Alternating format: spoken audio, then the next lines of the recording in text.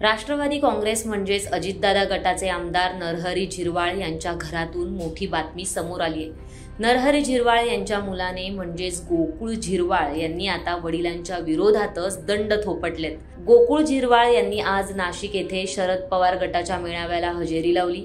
यावेळी त्यांनी प्रदेशाध्यक्ष जयंत पाटलांचीही भेट घेतली। या भेटीनं राजकीय वर्तुळात सर्वांच्याच भुवया उंचावल्यात। गोकुळ झिरवाळ हे दिंडोरी विधानसभा मतदारसंघातून आमदारकीसाठी इच्छुक आहेत। आज त्यांनी माध्यमांशी बोलताना आपली इच्छाही बोलून दाखवली।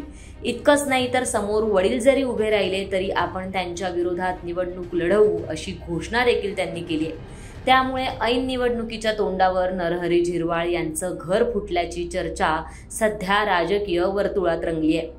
नेमकं काय म्हणाले गोकुळ झिरवाळ हे तुम्हीच पहा। शरद पवार राष्ट्रवादी पक्षाच्या व्यासपीठावर नरहरी झिरवाळ यांची आज निष्ठावंतांचा मेळावा जयंत पाटील साहेब या ठिकाणी उपस्थित आहेत।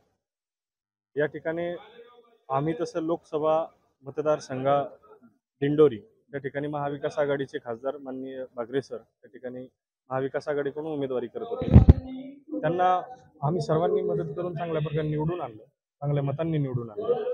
या ठिकाणी आमची सुरुवात, माझी तरी स्वतःची सुरुवात आदरणीय पवार साहेब यांच्या राजकारणातूनच पुढे मी आलेलो आहे। पवार साहेबांचे विचार माझ्यात आहेत, मी त्या पद्धतीनेच चालतो आणि महाविकास आघाडी म्हणूनच आम्ही या ठिकाणी काम करतो।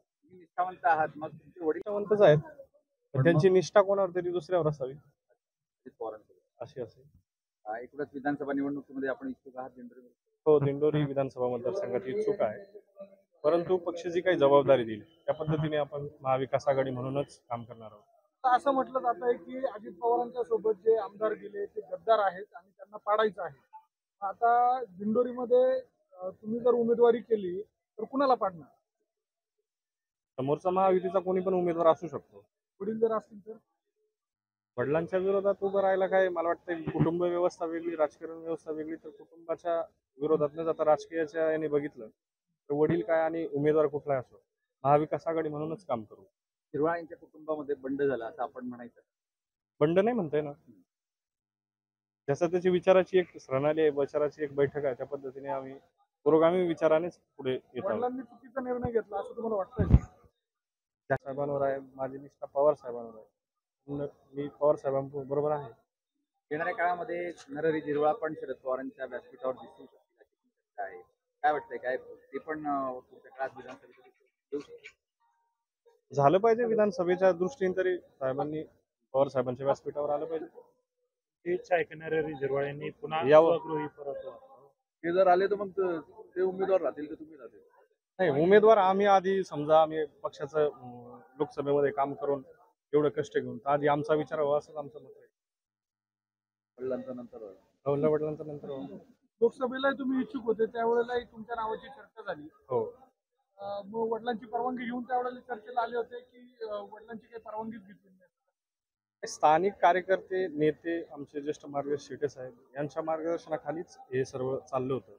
परंतु भगरे सर एक निष्ठावंत कार्यकर्ता आणि त्यांनी जबाबदारी पक्षाचे तालुका अध्यक्ष म्हणून सदस्य पण होते, त्याच्यामुळे मतदारसंघात त्यांचं बऱ्यापैकी नाव पण होतं। त्याच्यामुळे आम्ही त्यांच्याबरोबर राहूनच त्यांचं काम करून चांगल्या प्रकारे। जयंत पाटील यांची भेट घेतली का, काय म्हणतात? जयंत पाटील साहेबांची भेट घ्यायची आहे, थोडंसं बोलणं झालं, त्यांचं म्हणणं आपण बोलू। भेट का घ्यायची? तुम्ही पक्षात नव्हते का, आता परवानगी घेणाऱ्या पक्षात काय? नाही, पाठीमागे मी होतोच ना, मागे आपण बातमी बघितलंच, कमी पवार साहेबांच्या लोकसभेचा उमेदवार म्हणून त्या ठिकाणी इच्छुक होतो। त्यावेळेला तुम्ही प्रत्यक्ष पुढे आला नाही, तुमचे काही कार्यकर्ते आले, त्यांनी पत्रव्यवहार केला असं सांगितलं होतं। हो, पण मग असं थेटपणे त्यावेळेला तुम्ही समोर आला नाही, आता पहिल्यांदाच थेटपणे आता व्यासपीठावर दिसताय तुम्ही। जनतेचं आणि सगळ्याच आमच्या कार्यकर्त्यांचं ठरलं होतं का भगरे सरांबरोबरच आपल्याला राहायचं आहे। बऱ्यापैकी चर्चाही झाली होती का भगरे सरच आपले उमेदवार असतील, त्याच्यामुळे कुठं माध्यमात पुढे येऊन कुठंतरी आपला विषय डायव्हर्ट करण्याचा कुठलाही प्रयत्न नव्हता, म्हणून आम्ही समोर